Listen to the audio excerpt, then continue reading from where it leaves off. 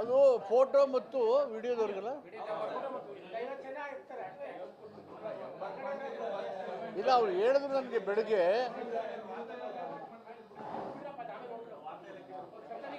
ಮಾಡ್ಕೊ yes sir.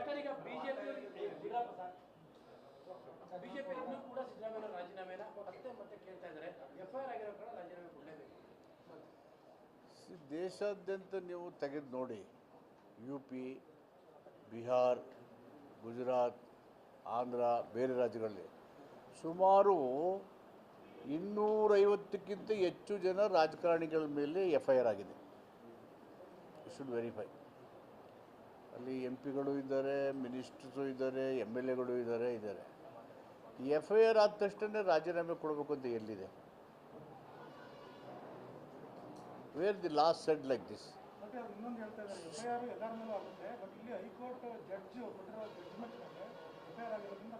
Supreme court ಒಂದು ಹೇಳಿಕೆ ಕೊಟ್ಟಿದೆ, FIR ಆದ ತಕ್ಷಣ ಜೈಲಿಗೆ ಹೋದ ತಕ್ಷಣ ನಾವು ರಾಜೀನಾಮೆ ಕೊಡು ಅಂತ ಹೇಳೋಕ್ಕೆ ಕಾನೂನಲ್ಲಿ ಅವಕಾಶ ಇಲ್ಲ ಅಂತ. None other than Supreme Court. Kejriwal ಕೇಸಲ್ಲಿ. ಸೊ ಈ ಥರ ಇದ್ದಾಗ ಕೋರ್ಟ್ ಹೇಳಿದ್ದೆ ಎನ್ಕ್ವೈರಿ ಮಾಡಿ ಅಂತೇಳಿ, last should take it on course. Why they are politicising each and everything? ಅವ್ರ ಕಡೆಯವರೇ ಬೇಲಲ್ಲಿದ್ದಾರೆ, FIR ಆಗಿದೆ, ಅವ್ರ ಕಡೆಯವರೇ ಇದ್ದಾರೆ. ಈಗ ಮೇಡಮ್ಗಾಯ್ತು ಮೊನ್ನೆ, ಅದು ಕೋರ್ಟ್ ಡೈರೆಕ್ಷನ್ ಮೇಲೆ ಅಲ್ವಾ? It's A biggest scam in Indian history. Election bond collection ಇದೆಯಲ್ಲ, ಮೊದಲೆಲ್ಲ ಟ್ರಾನ್ಸ್ಪರೆನ್ಸಿ ಇತ್ತು, ಕೊಡ್ತಾಯಿದ್ರು ಓಪನ್ ಆಗಿ, ಫಂಡ್ರಿಗೆ ಮಾಡ್ತಾಯಿದ್ರು. ಕಾನೂನಲ್ಲಿ ಅವಕಾಶ ಇದೆ. NDA ಸರ್ಕಾರ ಬಂದಮೇಲೆ, ಮೋದಿಯವರು ಪ್ರೈಮ್ ಮಿನಿಸ್ಟರ್ ಆದಮೇಲೆ, ಇವರು ನಮ್ಮ ಜೇಟ್ಲಿ ಅವರು ಫೈನಾನ್ಸ್ ಮಿನಿಸ್ಟರ್ ಆದಮೇಲೆ, ಎಲೆಕ್ಷನ್ ಬಾಂಡನ್ನು ಕಾನ್ಫಿಡೆನ್ಸ್ ಇಟ್ಟು ಯಾರಿಗೂ ಗೊತ್ತಾಗ್ತಾರೆ ಫಂಡಿಂಗ್ ಮಾಡೋಕ್ಕೆ ಇದು ಮಾಡಿದರು. ಸುಮಾರು 8,000 ಕೋಟಿ ರೂಪಾಯಿನ BJPಗೆ ಕೊಟ್ಟಿದ್ದಾರೆ. ಯಾರ್ಯಾರು income tax, ED, CBI raid ಮಾಡಿದ್ದಾರೆ, ಅವರೇ ಕೊಟ್ಟಿದ್ದಾರೆ ತಗೊಂಡೋಗಿ. UPA ಗೌರ್ಮೆಂಟು ನಮ್ಮ ಆಡಳಿತ, ನಮ್ಮ ನಿರ್ಧಾರಗಳು, ನಮ್ಮ ಯೋಜನೆಗಳು ಪ್ರತಿಯೊಬ್ಬ ಪ್ರಜೆಗೂ ಪಾರದರ್ಶಕ ಗೊತ್ತಾಗಬೇಕು ಅಂತೇಳಿ RTI ಕಾನೂನು ಮಾಡಿತು, ಕಾಯ್ದೆ ತಂತು. ರೈಟ್ ಟು ಇನ್ಫಾರ್ಮೇಷನ್ ಕಾಯ್ದೆ ತಂತು. ಈ ಕಾಯ್ದೆ ತಂದ ಮೇಲೆ ಭಾಳಷ್ಟು ವಿಷಯಗಳು ಸರ್ಕಾರದಿಂದ ಯಾರು ಗೊತ್ತಾಗಿದ್ರು ಓಪನ್ ಆಗಿ everybody is able to know as citizens. ಅದು ಅನ್ಫಾರ್ಚುನೇಟು. ಯಾರ್ಯಾರಿಗೆ ಆ ಕಾಳಜಿ ಮತ್ತು ಬ್ಯಾಕ್ಗ್ರೌಂಡ್ ಇಲ್ಲ, ಅವರು ಕೂಡ ಸಮ್ಟೈಮ್ಸ್ ಈ ಕಾಯ್ದೆಯನ್ನು ಮಿಸ್ಯೂಸ್ ಮಾಡೋಕ್ಕೂ ಅವಕಾಶಗಳಿದ್ದಾವೆ. ಇದು ಒಂದು ಭಾಗ. ಆದರೆ ಇವರು ಎಲೆಕ್ಷನ್ ಬ್ಯಾಂಡ್ ಟ್ರಾನ್ಸ್ಪರೆಂಟಾಗಿ ಕೊಡ್ತಾ ಇದ್ದದನ್ನ ಸೀಕ್ರೆಟ್ ಆಕ್ಟ್ ಮಾಡಿದ್ರು. ರೈಡ್ ಮಾಡಿದವ್ರ ಯಾಕೆ ಇವರು ತಗೊಂಡ್ರು? ಸೊ ಅವರೆಲ್ಲರ ಮೇಲೂ ಕಟೀಲ್ ಮೇಲೆ ಹಾಕಿದ್ದಾರೆ, ವಿಜೇಂದ್ರ ಮೇಲೆ ಹಾಕಿದ್ದಾರೆ, ಮತ್ತು ಮೇಡಮ್ ಅವ್ರ ಮೇಲೆ ಹಾಕಿದ್ದಾರೆ, ನಡ್ಡಾ ಅವ್ರ ಮೇಲೆ ಹಾಕಿದ್ದಾರೆ. ಎಲ್ಲರೂ this also court direction. How can they talk in 2 tongues?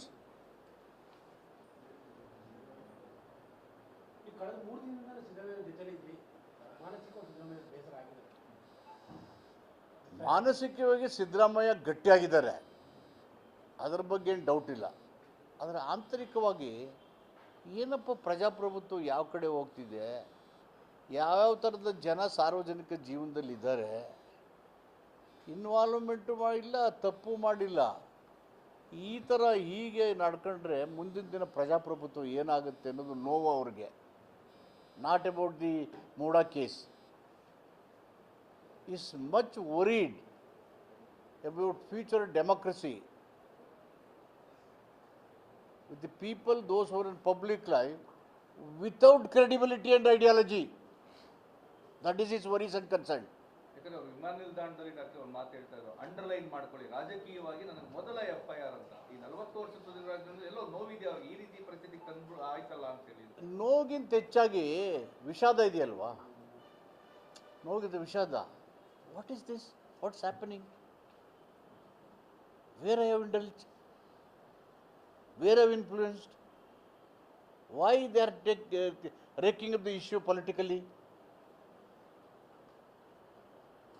ಅದು ವಿಷಾದ ಅವ್ರಿಗೆ, ನೋವಿಗಿಂತ ಹೆಚ್ಚಾಗಿ. ಇಂಥ ತಪ್ಪುಗಳಾದಂಥ ಸಂದರ್ಭದಲ್ಲಿ ಎಲ್ಲ ಪಕ್ಷಗಳಲ್ಲಿ ಒಂದು ನೈತಿಕ ಹೊಣೆಗಾರಿಕೆ ಮೇಲೆ ರಾಜೀನಾಮೆ ಕೊಟ್ಟರೆ ಚೆನ್ನಾಗಿರ್ತಿತ್ತು ಅನಿಸ್ತದ ಸರ್? ಚೆನ್ನಾಗಿರೋರು ರಾಜಕೀಯದಲ್ಲಿ ಇಲ್ವೇ ಇಲ್ವಲ್ಲ, ನೈತಿಕತೆ ಇಟ್ಕೊಂಡಿರೋರು ಎಲ್ಲರೂ ನೋಡಿ, ಎಲ್ಲ ಬ್ಯಾಕ್ಗ್ರೌಂಡು ನೋಡ್ಕೊಬಿಟ್ಟು ನಂದು ಸೇರಿಸಿ. ಒಂದು ಸಿದ್ಧಾಂತ ಇರಬೇಕು, ಒಂದು ಹೋರಾಟ ಇರಬೇಕು, ಜನಪರವಾದಂಥ ನಿಲುವು ಇರಬೇಕು, ನಮ್ಮ ಕಾನ್ಸ್ಟಿಟ್ಯೂಷನು ಡೆಮೋಕ್ರಸಿ ಬಗ್ಗೆ ತಿಳ್ಕೊಂಡಿರಬೇಕು, ಅದ್ರ ಪ್ರಕಾರ ನಡ್ಕೊಂಡಿರಬೇಕು. ಆವಾಗ ಬಂದಾಗ ಈ ಮೌಲ್ಯಗಳೆಲ್ಲ ಮಾತಾಡ್ಬೋದು. ಇದೆಲ್ಲ ಗೊತ್ತಿದ್ದು ಮಾತು ಹೇಳಿದ್ದಾರೆ, ಬಿಜೆಪಿಯಲ್ಲೇ 1,000 ಕೋಟಿ ರೆಡಿ ಇಟ್ಕೊಂಡಿದ್ದಾರೆ ಈ ಸರ್ಕಾರ ಬೀಳಿಸೋದಕ್ಕೆ, ಕಾಂಗ್ರೆಸ್ ಸರ್ಕಾರ ಸಿಎಂ ಆಗೋದಕ್ಕೆ. ಅಲ್ಲಿ ಮುಖ್ಯಮಂತ್ರಿ ಆಗೋಕ್ಕೂ 2,000 ಕೋಟಿ ಕೊಡಬೇಕು ಮೊದಲೇ ಹೇಳಿದರು. ಈಗಲೂ ಅದನ್ನೇ ಹೇಳ್ತದೆ. ಅಂದರೆ B J P house is not in order. The B J P house is not in order. ಅವರ ಮನೇನ ಆರ್ಡರ್ಲಿ ಇಟ್ಕೋಬೇಕಲ್ವಾ? ಎತ್ನಾಳವರು ಹೊಸದೇನ ಮೊದಲಿಂದ ಹೇಳ್ತಾನೆ ಇದ್ದಾರೆ. ಈಗ ಸರ್ಕಾರ ಬೀಳ್ತದೆ, ನಿಮ್ಮ ಸರ್ಕಾರ ಬೀಳಿಸೋ ಪ್ರಯತ್ನ ನಡೀತಾ ಇದೆ ಅಂತ. ಇದೊಂದು ವ್ಯವಸ್ಥಿತ ಇದಲ್ವಾ? ಈ ಒಂದು ವಿಷಯನ ದಿಲ್ಲಿಗೆ ಹೋಗಿ J D S B J P ಜೊತೆಯಾಗಿ ದಿಲ್ಲಿಯಿಂದ ರಾಜಭವನಕ್ಕೆ ಬಂದು ರಾಜಭವನದಿಂದ ಇಲ್ಲಿ ಮಾಡಿ ಡೇ ಟು ಡೇ ಅಫೇರ್ಸಲ್ಲಿ ಕಾನ್ಸ್ಟಿಟ್ಯೂಷನ್ ಪೋಸ್ಟ್, ಅದು ಕಾನ್ಸ್ಟಿಟ್ಯೂಷನ್ನ ಪ್ರೊಟೆಕ್ಟರ್. ರಾಜ್ಯಪಾಲರು ರಾಜಭವನ ಅಂದರೆ the chief minister is the constitution executive, governor is the protector, the saviour of constitution. ಥರ ಡೇ ಟು ಡೇ ಅಡ್ಮಿನಿಸ್ಟ್ರೇಟ್ ಮಾಡಿ ಇದನ್ನ ಪೊಲಿಟಿಸೈಸ್ ಮಾಡಿ ಒಂದು ಎಲೆಕ್ಟೆಡ್ ಗೌರ್ಮೆಂಟ್ ಡಿಸ್ಟೆಬಿಲೈಸ್ ಮಾಡ್ತಕ್ಕಂಥ ರಾಜಕೀಯ ಪ್ರಯತ್ನಗಳಿಗೆ ಒತ್ತು ಕೊಟ್ಟರೆ ಸುಪ್ರೀಂ ಕೋರ್ಟ್ ಏನೇನು ಹೇಳಿದ ರಾಜ್ಯಪಾಲರ ರೋಲ್ಗಳ ಬಗ್ಗೆ Kerala, Tamil Nadu, West Bengal, Delhi, so on and so forth ಏನು ಹೇಳಿದ್ದಾರೆ, ಪಂಜಾಬ್ ಸುಪ್ರೀಂ ಕೋರ್ಟ್ ನೋಡಿ ನೀವು ಏನಂತ ಮಿಸ್ಯೂಸ್ ಮಾಡ್ಕೋತಾ ಇದ್ದಾರೆ ಅಂತ ಹೇಳಿದ್ರು. ಈಗ ಇಡಿಗೆ ಕಂಪ್ಲೇಂಟ್ ಅನ್ನು ಕೊಟ್ಟಿದ್ದಾರೆ. ಇದನ್ನು ಯಾವ ರೀತಿ ಫೇಸ್ ಮಾಡ್ತಾರೆ ಸರ್? ಯಾಕೆಂದ್ರೆ ಕೊನೆ ಅದೊಂದು ನೋಡಿ, ಮೊನ್ನೆ ಒಂದು 4-5 ದಿನದ ಹಿಂದೆ Punjab and Haryana court, high court ಹೇಳಿದ್ದಾವೆ, better you should close ED. ನಾನು ಹೇಳಿದ್ದಲ್ಲ, it is high court of Punjab and Haryana should close ED ಅಂತ ಹೇಳ್ತಾರೆ. ಈಗ ತಗೊಳ್ಳೋದು ಬಿಜೆಪಿ ಅವರ ಮೇಲೂ FIR ಇದೆ ಅಂತೇಳಿ, ಆದರೂ ಸಿದ್ದರಾಮಯ್ಯ ಅವರ ರಾಜೀನಾಮೆಗೆ ಯಾವ ಕಾರಣಕ್ಕೆ ಪಟ್ಟು ಹಿಡಿದಿದ್ದಾರೆ? ಬೇಗ ಓಡೋಗಿ ಅಧಿಕಾರ ಹಿಡ್ಕೋಬೇಕು. ಸಿದ್ದರಾಮಯ್ಯ ಹೋದ್ರೆ ಅಲ್ಲಿ ಕುರ್ಚಿ ಸಿಗೋದು. ಯಾರ್ಯಾರು ಆಸೆಗಣ್ಣಿನಿಂದ ನೋಡ್ತಾ ಇದ್ದಾರೆ ಅವ್ರಿಗೆ ಸಿದ್ದರಾಮಯ್ಯ ಪ್ರಡಂಭೂತವಾಗಿ ಕೂತ್ಬಿಟ್ಟಿದ್ದಾರೆ. ಈಗ ಉಪಮುಖ್ಯಮಂತ್ರಿ ಡಿ ಕೆ ಶಿವಕುಮಾರ್ ಅವರೇ ನನಗೆ ಒಳ್ಳೆ ಪೋಸ್ಟ್ ಬರುತ್ತೆ, ಶುಭಗಳಿಗೆ ಬರುತ್ತೆ ಅಂತ ನೆನ್ನೆ ಸ್ಟೇಟ್ಮೆಂಟ್ ಮಾಡಿದ್ದಾರೆ. ಸೊ ಹಂಗಿರುವಾಗ ಕಾಂಗ್ರೆಸ್ಸಲ್ಲಿ ಕೂಡ ವೆಯ್ಟ್ ಮಾಡ್ತಾ ಇದ್ದಾರೆ ಸಿದ್ದರಾಮಯ್ಯ. ಕಾಂಗ್ರೆಸ್ಸು ಎಲ್ಲ ಒಗ್ಗಟ್ಟಾಗಿದ್ದೀವಿ. ಕಾಂಗ್ರೆಸ್ ಹೈಕಮಾಂಡು ಏನು ತೀರ್ಮಾನ ಮಾಡುತ್ತೆ ಅದಕ್ಕೆ ಎಲ್ಲರೂ ಬದ್ಧರಾಗಿರ್ತಾರೆ. ಅಷ್ಟಕ್ಕೂ ಸಿದ್ದರಾಮಯ್ಯ ಶಾಸಕಾಂಗದ ಪಕ್ಷದಲ್ಲಿ ಶಾಸಕರ ಅಭಿಪ್ರಾಯ ಪಡೆದು ಮೆಜಾರಿಟಿ ಶಾಸಕರ ಅಭಿಪ್ರಾಯಕ್ಕೆ ಹೈಕಮಾಂಡ್ ಮಾನ್ಯತೆ ಕೊಟ್ಟು ಮುಖ್ಯಮಂತ್ರಿ ಆಗಿದ್ದಾರೆ. ಏನೇ ಚಟುವಟಿಕೆಗಳಿಗೆ ಆಗಬೇಕಾದ್ರೂ ಹೈಕಮಾಂಡೇ ಅಂತಿಮ. ಸೊ ಎಲ್ಲ ಪ್ರಕ್ರಿಯೆಗಳು ಕೂಡ ಸಿದ್ದರಾಮಯ್ಯನ ಮುಖ್ಯಮಂತ್ರಿ ಸ್ಥಾನದ ಆಯ್ಕೆ ಡೆಮೊಕ್ರೆಟಿಕ್ಗೆ ನಡೆದಿರೋದ್ರಿಂದ ಸದ್ಯಕ್ಕೆ ಆ ಜಾಗ ಖಾಲಿ ಇಲ್ಲ. ನಿಮ್ಮ ಪಕ್ಷದವರೇ ಕೆಲವರು ಖಾಲಿ ಆಗಿದೆ ಅನ್ನೋ ಮನಸ್ಥಿತಿಯಲ್ಲಿ ಇದ್ದಾರ ಅಂತ. ಈಗ ಬಿಜೆಪಿ ಅವರು ಒಂದು ಕಡೆ ಕರೆಕ್ಟ್, ಅವರು ಸಿದ್ದರಾಮಯ್ಯ ಸೀಟ್ ಸಿಗಲ್ಲ. ನನಗೆ ಗೊತ್ತಿದ್ದಾಗೆ ನಮ್ಮ ಪಕ್ಷದವರು ಖಾಲಿ ಆಗುತ್ತೆ ಅಂತ ಯಾರು ಅನ್ನೋದಿಲ್ಲ. AICC ಅಧ್ಯಕ್ಷರೇ ಖರ್ಗೆ ಅವರು ಏನು ಹೇಳಿದ್ದಾರೆ ಅಂದರೆ whether Siddaramaiah is there or not, Congress will continue, government will continue ಅಂತ ಹೇಳಿದ್ದಾರೆ. See, it's an universal truth. People may come, people may go, but an organization which brought freedom to the nation will remain. ಇಲ್ಲ, ಪ್ರಶ್ನೆ ಯಾಕಂದ್ರೆ ಈ ಪರಿಸ್ಥಿತಿಯಲ್ಲಿ ವ್ಯಕ್ತಿಗಿಂತ ಪಕ್ಷ ಮುಖ್ಯ ಅನ್ನೋ ಒಂದು ಹೇಳಿಕೆ ನಾವು ಖರ್ಗೆ ಅವರು ಎಲ್ಲ ಪರಿಸ್ಥಿತಿಯಲ್ಲೂ ವ್ಯಕ್ತಿಗಿಂತ ಪಕ್ಷ ಮುಖ್ಯ, ಪಕ್ಷಕ್ಕಿಂತ ದೇಶ ಮುಖ್ಯ. ಎಲ್ಲ ಪರಿಸ್ಥಿತಿನಲ್ಲೂ ಥ್ಯಾಂಕ್ ಯು ವೆರಿ ಮಚ್.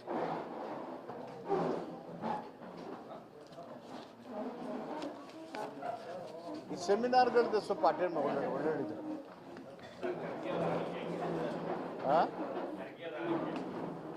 ಹಾಂ ರೀ ಸರಿ ಸಾರಿ ಸರ್. Thank you. ಅವ್ರಿಗೂ ಓಡಬಿಟ್ಟು ಕೇಳಿದೆ ನಾನು ಸರ್.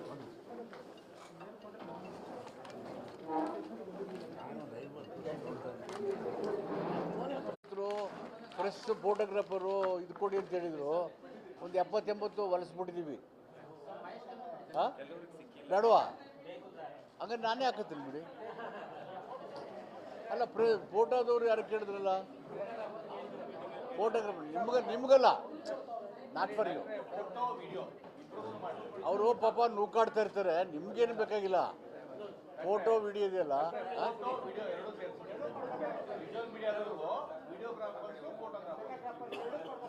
ಒಂದು ಎಷ್ಟಾಗಿದೆ ಗೋಪಾಲ ಈ ಜರ್ಕಿನ್ನು? ಫೋಟೋಗ್ರಾಫರ್ ವಿಡಿಯೋಗ್ರಾಫರ್ ಪೂರ್ವಭಾವಿ ಸಭೆಯಿತ್ತು ನಮಗೆ ನೀವು ಹೇಳೋಕ್ಕಾಗಲ್ಲ ಅಲ್ಲಿ ಬರ್ತೀವಿ, ಕೂತ್ಕೊಂಡು ಬರ್ತೀನಿ. ಅಲ್ಲ ಕೂರಿಸಿಲ್ಲ ಸರ್? ಎಲ್ಲಿದೆ? ಹಾಂ ಬೇಡ ಬಿಡ.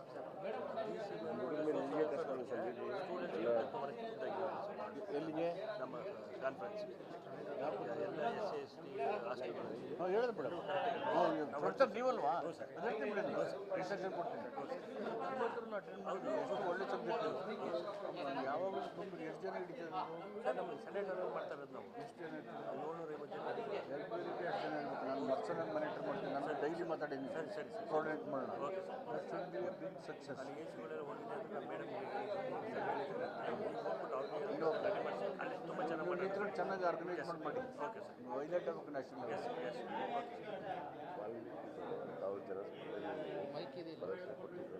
ಹೇಳ್ತೀನಿ, ಬರ್ತೀನಿ ಬಿಡಪ್ಪ. ನಿಮಗೆ ಮೀಟಿಂಗ್ ಮುಗಿಸ್ಕೊಬರ್ತೀನಿ. ಆಯ್ತು ನೋಡ್ರಿ, ಬರ್ತೀನಿ. ಅನವಶ್ಯಕವಾಗಿ ಲ್ಯಾಂಡ್ ಆರ್ಡರ್ ಆಗ್ಬೋದು ಅಂತೇಳಿ ನಾವು ಅಲ್ಲಿ 80 ಎಕರೆ ವಿಶಾಲದ ಜಾಗದಲ್ಲಿ ಮಾಡಿದ್ದೇವೆ. ಅದು ಮಾಡುವಾಗ ನಂಬರ್ 1 ಪ್ರಾಪರ್ ಸೆಕ್ಯೂರಿಟಿ ಇರಬೇಕು. ಅಲ್ಲಿ ಬಂದವರಿಗೆ ಶೌಚಾಲಯಗಳಿರಬೇಕು, ಹೆಣ್ಮಕ್ಳಿಗೆ ಅವ್ರಿಗೆಲ್ಲ. ಆಮೇಲೆ ಅಲ್ಲಿಂದ ನಮ್ಮ ಕುಡಿಯೋ ನೀರು ಶೌಚಾಲಯಗಳು ರಿಂಗ್ ರೋಡಿಂದ ಸರ್ಕಲ್ಲಿಂದ ಅಲ್ಲಿ ತನಕ 1 ಕಿಲೋಮೀಟ್ರು ಅಲ್ಲಿ ಲೈಟು, ಸ್ಟ್ರೀಟ್ ಲೈಟ್ ಅದು ಇರಬೇಕು. ಪೊಲೀಸ್ ವ್ಯವಸ್ಥೆ ಸುಭದ್ರತಾಗಿರಬೇಕು. ಮತ್ತು ವಿಶೇಷವಾದಂಥ ಬಸ್ಸುಗಳನ್ನು ಅಲ್ಲಿ ಬಂದವರು ಹೋಗೋರಿಗೆ ಮಾಡೋದಕ್ಕೆ ಈಗಾಗಲೇ ನಾನು ಮೀಟಿಂಗಲ್ಲಿ ಸೂಚನೆ ಕೊಟ್ಟಿದ್ದೀವಿ. ಮುಖ್ಯಮಂತ್ರಿಗಳು ಕೂಡ ಸಹ ಹೇಳಿದ್ದಾರೆ. ಅಲ್ಲಿ ಮೋರ್ ದ್ಯಾನ್ 70,000-80,000 ಪೀಪಲ್ ಗ್ಯಾದರ್ ಆಗ್ತಾರೆ ಅಂತ ನನಗೆ ಅನಿಸಿದೆ. ಯಾಕೆಂದರೆ ಅವರೆಲ್ಲ ನ್ಯಾಷನಲ್ ಇಂಟರ್ನ್ಯಾಷನಲ್ ಫೇಮಸ್ ಇರೋದ್ರಿಂದ ಮೈಸೂರಿನ ಯುವತಿಯರು ಜನ ಎಲ್ಲ ಬರ್ಬೋದು. ಆ ಕಾರಣಕ್ಕೆ ವಿಶೇಷ ಆಸಕ್ತಿ ತಗೊಂಡು ನಿನ್ನೆ ನಾನೇ ಖುದ್ದಾಗಿ ನಮ್ಮ ಎಲ್ಲ ಅಧಿಕಾರಿಗಳ ತಂಡ ಕರ್ಕೊಂಡು ಇನ್ಸ್ಪೆಕ್ಟ್ ಮಾಡಿ ಅಲ್ಲಿ ಏನೇನು ಮುಂದಾಲೋಚನಾ ಕ್ರಮಗಳನ್ನು ತಗೋಬೋದು ಮತ್ತು ಸೆಕ್ಯೂರಿಟಿ ಏನು ಮಾಡ್ಬೋದು, ಫೆಸಿಲಿಟೀಸ್ ಏನು ಮಾಡಬೇಕು ಅದನ್ನೆಲ್ಲ ಚರ್ಚೆ ಮಾಡಿ ಅದಕ್ಕೆ ಕಾರ್ಯಕ್ರಮಗಳನ್ನು ರೂಪಿಸ್ಕೊಟ್ಟಿದ್ದೇವೆ. ಮತ್ತು ಇನ್ನೊಮ್ಮೆ ಬಸ್ಸಸ್ಸು ಎಷ್ಟು ಬೇಕಾಗುತ್ತೆ, ಎಲ್ಲಿಂದ ಬೇಕು ಅಂತೇಳಿ ಮತ್ತೊಮ್ಮೆ ಒಂದು ಸಾರಿ ನಮ್ಮ ಡಿ ಸಿ ಅವರು KSRT ಅವ್ರ ಜೊತೆಗೆ DC ಮತ್ತು ಪೊಲೀಸ್ ಇಲಾಖೆಯವರು ಇಬ್ಬರು ಸೇರಿ ಚರ್ಚೆ ಮಾಡ್ತಾರೆ. ಹೋಗಿದ್ರಿ ಅಲ್ಲಿ ನಿಮಗೆ ಒಂದೇ ನಿಮಿಷ. 10,000 ಜನಕ್ಕೋಸ್ಕರವಾಗಿ 80,000 ಜನ ನೆಗ್ಲೆಕ್ಟ್ ಮಾಡಬೇಡಿ. ಯಾಕೆಂದರೆ ಅವ್ರಿಗೆ ನೀವು ವ್ಯವಸ್ಥೆ ಕಲ್ಪಿಸಬೇಕು ಅಂತ ಟಿಕೆಟ್ ಮಾರಿ ಆ 80,000 ಜನಕ್ಕೆ ಕಾಣಂಗಿರ್ಬೇಕು ವ್ಯವಸ್ಥೆ. ಈ 10,000 ಎಲ್ಲರಿಗೂ ಒಂದೇ ಥರದ ವೀಕ್ಷಣೆ. ಅವ್ರಿಗೆ ಫ್ರಂಟ್ ಸೀಟಿಂಗ್ ಕೊಡ್ತೇವೆ, ಉಳಿದವ್ರಿಗೆ ಹಿಂದೆ ಇರುತ್ತೆ. ಅದು ಬಿಟ್ಟರೆ ವ್ಯೂವಿಂಗ್ ಎಕ್ಸ್ಪೀರಿಯನ್ಸ್ ಅಲ್ಲಿ ಯಾಕೆ ಯಾಕಂದ್ರೆ ಇಲ್ಲೂ ಫ್ರೀ ಇತ್ತು, ಅದೆಲ್ಲ ಪೊಲೀಸರು ಕೊಡ್ತಾ ಇದ್ರು. ಬೇರೆ ಪಬ್ಲಿಕ್ಸಿಗೆ ಎಷ್ಟನೇ ಇರ್ತಾರೆ. ಅದೇ ಹೇಳಿದ್ದೀನಿ ನಾನು. ಅದೆಲ್ಲ ಏನೇನು ನ್ಯೂನತೆ ಇತ್ತು. ಜೊತೆಗೆ ಅದು ನಿರ್ಜನ ಪ್ರದೇಶಗಳು ಜಾಸ್ತಿ ಇದೆ ಆ ಕಡೆ. ಅಂದ್ರೆ ಆ ಜಾಗದ CC ಕ್ಯಾಮ್ರಾ ಎಲ್ಲ ಹಾಕಿದ್ದೆ. ಪೊಲೀಸ್ ವ್ಯವಸ್ಥೆ ಆಗಿಲ್ಲ. ಅದೇ ಸೆಕ್ಯೂರಿಟಿ ಮುಗಿದ ತಕ್ಷಣ ವಾಪಸ್ ಕಳಿಸುವಂತ ಕೆಲಸ ಕೊನೆ ಅಲ್ಲ. ಹೌದು, ವಾಪಸ್ ಕಳಿಸುವಂತ ಕೆಲಸ ವೆರಿ ಇಂಪಾರ್ಟೆಂಟ್. ಇಲ್ಲ ಅಂದ್ರೆ ಎಲ್ಲ ಅಲ್ಲೇ ಕೂತ್ಕೊಂಡು ಬೇರೆ ಬೇರೆ ಚಟುವಟಿಕೆಗಳ ತೊಡ್ಕೊಳ್ತಾರೆ. ಸೊ ಅದನ್ನೆಲ್ಲ ಹೇಳಿದ್ದು ಜ್ಞಾಪಕ ಇಟ್ಕೊಡಿ. ನೀವು ಹೇಳಿದ ವಿಷಯಗಳೆಲ್ಲ ಚರ್ಚೆ ಮಾಡಿದ್ದೀವಿ. ಮತ್ತೆ ಇದು ಸರ್ ಇದ್ರದ್ದು ಹೇಳಿತ್ತು ಒಂದ್ಸಲ ನೋ ವೆಹಿಕಲ್ ಝೋನ್ ಏನಾರು ಅದು ಆಯ್ತಾ ಅಂತೇಳಿ. ಅದೇ ಈಗಾಗಲೇ ಹೇಳಿದ ರೀತಿಯಲ್ಲಿ ಅವತ್ತು ಸಾಹೇಬರೇ ಖುದ್ದಾಗಿ ಹೇಳಿದ್ದಾರೆ. ಈಗ ಪ್ರಾಯೋಗಿಕವಾಗಿ ಪೊಲೀಸ್ ಕಮಿಷನರ್ ಟೀಮ್ ಎಲ್ಲ ವರ್ಕೌಟ್ ಮಾಡ್ಕೊಂಡಿದೆ. ದೇವರಾಜ್ ಅರ್ಸು ರೋಡು ಮತ್ತು ಪ್ಯಾಲೇಸ್ ಅರ್ಧ ಭಾಗ ಈಗ ಪ್ರಾಯೋಗಿಕವಾಗಿ ಫಸ್ಟ್ 3ನೇ ತಾರೀಕು ಮತ್ತು 4ನೇ ತಾರೀಕು ನೋ ವೆಹಿಕಲ್ ಝೋನ್ ಅಂತ ಮಾಡಿ ಎಕ್ಸ್ಪೆರಿಮೆಂಟಲ್ ಬೇಸಿಸ್ ಅಲ್ಲಿ ಸ್ಟಾರ್ಟ್ ಮಾಡ್ತಾ ಇದ್ದೇವೆ. ಮೇನ್ ಅರ್ಸ್ ರೋಡ್ ಡಿಮ್ಯಾಂಡ್ ಇತ್ತು. ಅರ್ಸ್ ರೋಡು ಮತ್ತು ಪ್ಯಾಲೇಸ್ ಅರ್ಧ ಭಾಗ ಈಗ ಮಾಡ್ತಾ ಇದ್ದೀವಿ. ಅದು ಸಕ್ಸಸ್ಫುಲ್ ಆದರೆ 10 ದಿವಸನೂ ಮುಂದುವರಿಸ್ತೇವೆ. ಸೊ ನೀವು ಹೋಗಿ ಕಾಪಿ ಕೊಡ್ತು ಬಿಡಿ. 11 ಅಂದರೂ ಎಷ್ಟಕ್ಕಾಗುತ್ತೆ ಒಂದು ಕಾರ್ಯದ ಒಂದು 50 ವರ್ಷದಿಂದ ಬೈಲಿಂಗ್ದು ರೈತರದು ದುಡ್ಡು ಕೊಡದೆ ಮಾಡ್ತಾರೆ ಸರ್. Very sorry. ಅದು ಯಾಕ್ರೆ 11 ಗಂಟೆಗೆ ಸರಿಗೆ ಹೇಳಕ್ಕಿಲ್ಲೇನಪ್ಪ ನನಗೆ? ಹಾಂ ಎಲ್ಲಿ ಪ್ರಶ್ನೆ ಎಲ್ಲಿ ನಮ್ಮ ಪೇಪರ್ಗೆ ಹೇಳೋರು ಯಾರೋ ನಮ್ಮ ಕಡೆಯಿಂದ?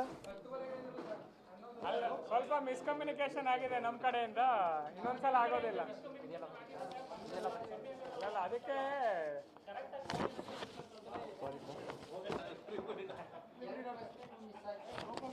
ಆಯ್ತು.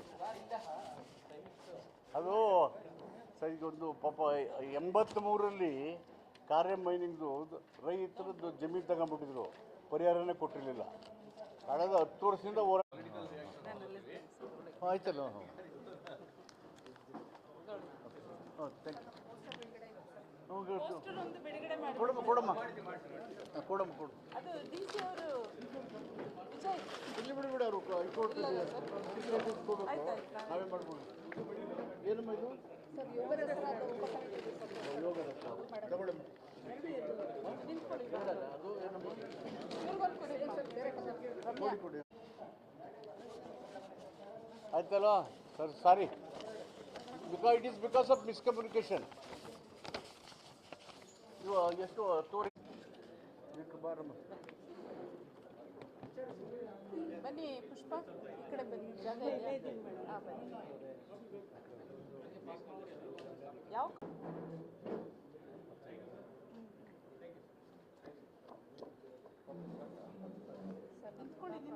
ನಿಂತ್ಕೊಳ್ಳಿ ಫಸ್ಟ್. ಆಯ್ತಾ? ತೊಗೊಳ್ಳಿ. First time